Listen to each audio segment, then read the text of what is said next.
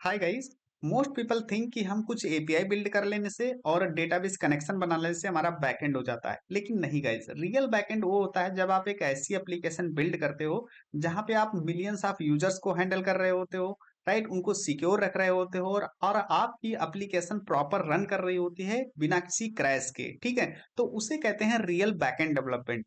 और इस सीरीज में हम लोग सीखने वाले हैं रियल बैकएंड डेवलपमेंट, जिसमें हम बैकएंड से रिलेटेड बहुत सारी चीजें सीखने वाले हैं। चाहे वो ऑथेंटिकेशन हो, ऑथराइजेशन हो, सिक्योरिटी हो, डेटाबेस डिजाइनिंग हो, स्केलेबल एपीआई डेवलपमेंट हो, राइट, मिडलवेयर्स हो, रेट लिमिटिंग, थ्रॉटलिंग, राइट, ऐसी बहुत सारी चीजें, राइट, उस सीरीज में आपको सीखने को मिलेंगी। तो अब यहाँ पे हम देखते हैं कि बैकएंड डेवलपमेंट होता क्या है। ठीक है, बैकएंड डेवलपमेंट से पहले हम यहाँ पे समझते हैं कि फ्रंट एंड डेवलपमेंट क्या होता है और बैकएंड डेवलपमेंट क्या होता है। देखिए, आप सभी लोगों को पता होगा कि front end and back and development क्या होता है, लेकिन मैं बता देता हूं कि जो लोग बिगिनर्स हैं, ठीक है, जो लोग स्टार्ट कर रहे हैं, उनके लिए मैं थोड़ा एक्सप्लेन कर दे रहा हूं कि फ्रंट एंड डेवलपमेंट वो होता है जैसे कि आप देख रहे हो फ्रंट एंड पेजेस, ठीक है, जिसमें आप फॉर्म्स को देख रहे होते हो, बटन्स को देख रहे होते हो, ठीक है, इमेजेस, टेक्स्ट, राइट। ये सारी चीजें कहाँ होती हैं? फ्रंट एंड डेवलपमेंट में होती हैं, राइट। लेकिन बैक एंड डेवलपमेंट, जैसे आपने कोई फॉर्म है, आपका लॉगिन फॉर्म है, आपने ईमेल और पासवर्ड डाल के उसको सबमिट किया। अब सबमिट करने पे जो बैकएंड में प्रोसेसिंग चल रही है, ठीक है, वो कहाँ पे चल रही होती है? वो बैकएंड में चल रही होती है। बैकएंड आपका डिसाइड करता है कि आपको अलाउ करना है लॉगिन करना या नहीं अलाउ करना है, ठीक है। वो सारी चीजें बैकएंड में हैंडल होती हैं। अब बैकएंड में अगर बात करें तो बैकएंड क्या होता है? एक एप्लीकेशन का कोर इंजन होता है। आपकी रिक्वेस्ट अलाउड की जाए, नॉट अलाउड की जाए, राइट, ये सारी चीजें बैकएंड हैंडल करता है। अब बैकएंड में बहुत सारी चीजें आती हैं, जैसे कुछ हम चीजें बता देते हैं, जैसे कि चाहे वो सर्वर्स हो गए या डेटाबेसेस हो गए, एपीआईज हो गए, राइट, या ऑथेंटिकेशन ऑथराइजेशन हो गया, बिजनेस लॉजिक हो गया, सिक्योरिटी एंड परफॉर्मेंस हो गया। तो ये सारी चीजें कहाँ आती है? बैकएंड में आती है। ऐसी बहुत सारी चीजें आती है, ये तो मैंने बहुत ओवरव्यू के लिए यहाँ पे लिख रखा है, ठीक है। ओके, तो ये हो गया बैकएंड डेवलपमेंट, ठीक है। अब यहाँ पे समझते हैं कि बैकएंड डेवलपमेंट एक्चुअली वर्क कैसे करता है, ठीक है। तो मान लो हमारे पास एक ब्राउजर है और ब्राउजर में सर्च बार है, ठीक है। और इस सर्च बार में हम क्या करते हैं? यहाँ पे कोई एक यूआरएल टाइप करते हैं, ठीक है। और यूआरएल टाइप करें या फिर हम कोई क्वेरी लिखते हैं, जैसे कि यहाँ पे यूआरएल हमने दिया www.example.com/products, या फिर हम कर सकते हैं बेस्ट लैपटॉप अंडर 50,000, ठीक है। तो ये क्वेरी हमने यहाँ पे टाइप कर दी। अब ये यूआरएल या क्वेरी टाइप करने पे क्या होता है, ठीक, उसको समझते हैं। तो मान लीजिए यहाँ पे अगर हमने क्या किया, यहाँ पे हमने टाइप किया है best best best laptop under 50,000, ठीक है। तो जैसे हमने यहाँ पे क्वेरी टाइप की ना, वैसे देखो यहाँ पे हमारे पास सर्च रिजल्ट्स आ गए, ठीक है। ये सर्च रिजल्ट्स यहाँ पे आ चुके हैं, ठीक है। और अगर हम यहाँ पे कोई हम एक यूआरएल टाइप करते हैं, जैसे मान लीजिए यहाँ पे यूआरएल हम टाइप कर रहे हैं thewebsources.com, ठीक है, तो यह एक वेबसाइट यहाँ पे ओपन हो गई है, ठीक है।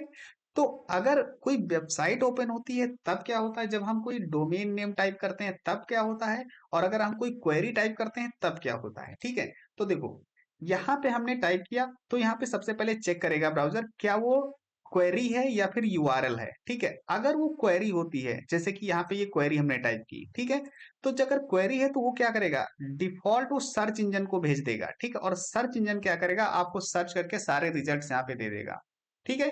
और अगर किसी पे भी क्लिक करते हो तब जाकर के वो पर्टिकुलर यूआरएल पे ओपन होती है जाकर के, राइट। लेकिन जब हम यहाँ पे एक यूआरएल टाइप करते हैं, तो यूआरएल जब टाइप करते हैं तब क्या होता है? तब एक नेटवर्क कॉल जाती है, ठीक है। नेटवर्क रिक्वेस्ट प्रोसेस होती है और वहां पे नेटवर्किंग प्रोसेस हो जाती, नेटवर्किंग अप्लाई हो जाती है, राइट। अब जब नेटवर्किंग कॉल जाती है तब क्या होता है?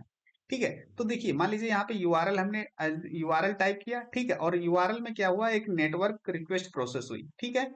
अब वो जब रिक्वेस्ट प्रोसेस हुई तो सबसे पहले ब्राउजर क्या करेगा? ब्राउजर अपने कैशे में चेक करेगा, ठीक है, जो उसका कैशे होगा उसमें चेक करेगा कि जो रिक्वेस्ट आई है क्या वो रिक्वेस्ट हमारे कैशे में है। चाहे वो डीएनएस कैशे हो उसमें भी चेक करेगा, उसकी आईपी रिजॉल्व करने के लिए, ठीक है। एचटीटीपी कैसे है, ठीक है, उसमें से रिस्पॉन्स चेक करेगा कि जो हमने यहाँ पे टाइप किया था बेस्ट लैपटॉप अंडर 50,000, ठीक है, क्या वो एचटीटीपी कैसे के अंदर वो रिस्पॉन्स एग्जिस्ट करता है या नहीं करता है, ठीक है। सर्विस वर्कर कैसे होगा उसके अंदर चेक करेगा, ठीक है, डब्ल्यूपी एप्लीकेशन के लिए, ठीक है।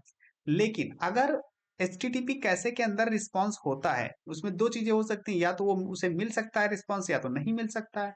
अगर रिस्पॉन्स मिल गया, ठीक है, रिस्पॉन्स मिल गया उसका, तो वो रिस्पॉन्स क्या करेगा? इंस्टेंटली वो रिटर्न कर देगा ब्राउजर को, ठीक है। ब्राउजर को रिटर्न कर देगा कि ये आपका रिस्पॉन्स है और वो यूजर को दिख जाएगा इंस्टेंटली। अगर रिस्पॉन्स नहीं मिलता है कैसे में, तब क्या करेगा, तब वो रिक्वेस्ट जाती है इंटरनेट पे, ठीक है। इंटरनेट पे सर्च करेगा, ठीक है। अब वो रिक्वेस्ट, जैसे हमने यहाँ पे डोमेन क्या दिया था, www.example.com, ठीक, /products, वो रिक्वेस्ट कहाँ गई, इंटरनेट पे। और इंटरनेट क्या करेगा अब, डीएनएस रिजोल्यूशन करेगा, ठीक है। डीएनएस रिजॉल्व करेगा। डीएनएस का मतलब ब्राउजर्स हमारे डोमेन्स नहीं समझते हैं, वो आईपी समझते हैं, आईपी एड्रेस।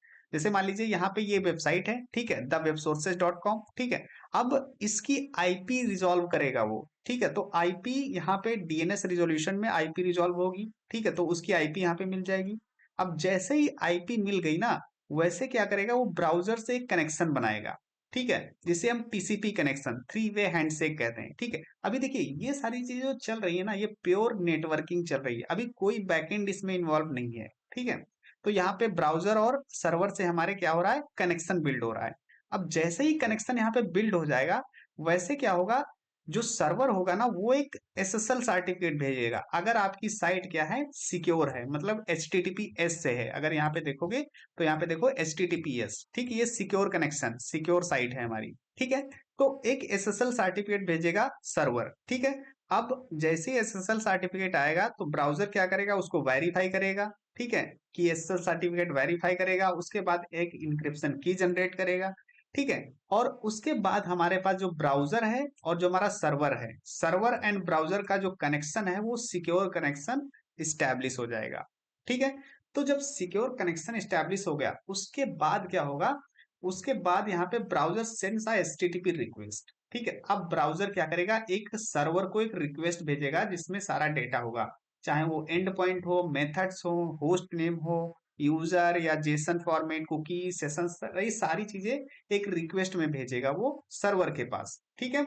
अब सर्वर क्या करेगा, बैकएंड सर्वर पे जाएगा, ठीक है। अब यहाँ से बैकएंड यहाँ पे वर्क करना स्टार्ट हुआ। अभी तक क्या कर रहा था, अभी तक ये नेटवर्किंग चल रही थी, लेकिन अब जैसे ही ब्राउजर ने उस कनेक्शन बिल्ड करने के बाद, जैसे ही ब्राउजर ने एचटीटीपी रिक्वेस्ट भेजी, और वो रिक्वेस्ट कहाँ जाएगी, बैकएंड सर्वर के पास जाएगी, राइट।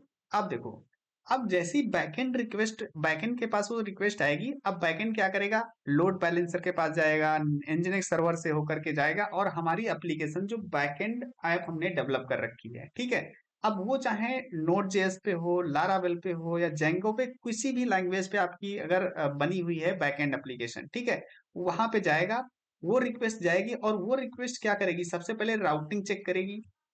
जैसे हमने यहाँ पे राउट क्या दिया था, यहाँ पे राउट हमने दिया है, अगर देखोगे तो यहाँ पे हमारा www.example.com/products, तो ये हमने राउट, प्रोडक्ट/राउट, ये हमने बनाया होगा, उसमें राउटिंग हमने बनाई होगी, ठीक है। तो वो राउटिंग हम कहाँ, यहाँ चेक करेंगे, ठीक है। सबसे पहले यहाँ पे राउटिंग चेक करेंगे, और राउटिंग के बाद जो होगा वो होगा मिडिलवेयर एग्जीक्यूशन, ठीक है। राउटिंग के बाद मिडिलवेयर्स जो होंगे वो एग्जीक्यूट होंगे। मिडिलवेयर्स कौन कौन से, जैसे कि बहुत सारे, कोई भी मिडिलवेयर हो सकता है, चाहे वो ऑथेंटिकेशन का हो सकता है, JWT का हो सकता है, ऑथराइजेशन का हो सकता है, या रेट लिमिटिंग का हो सकता है, वैलिडेशन का हो सकता है। ये तो एग्जांपल्स हैं, ठीक है। ऐसे कोई भी मिडिलवेयर हो सकता है, जो भी मिडिलवेयर होंगे वो मिडिलवेयर एग्जीक्यूट करेंगे, ठीक है।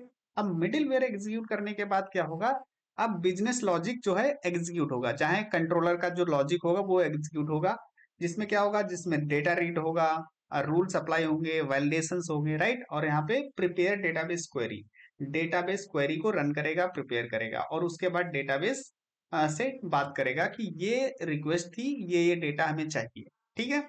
अब डेटाबेस क्या करेगा, एक रिस्पॉन्स क्रिएट करेगा जेसन फॉर्मेट में, ठीक है। जेसन में एक रिस्पॉन्स क्रिएट हुआ, और वो रिस्पॉन्स रिटर्न बैक कर देगा HTTP रिस्पॉन्स, ठीक है। और वो HTTP रिस्पॉन्स किसके पास जाएगा, ब्राउजर के पास जाएगा, ठीक है। अब ब्राउजर क्या करेगा, उस रिस्पॉन्स को रिसीव करेगा, और सबसे पहले क्या करेगा, यहाँ पे हेडर्स को पार्स करेगा, कुकीज को स्टोर करेगा, कैशिंग को हैंडल करेगा, राइट, ये सारी चीजें करेगा।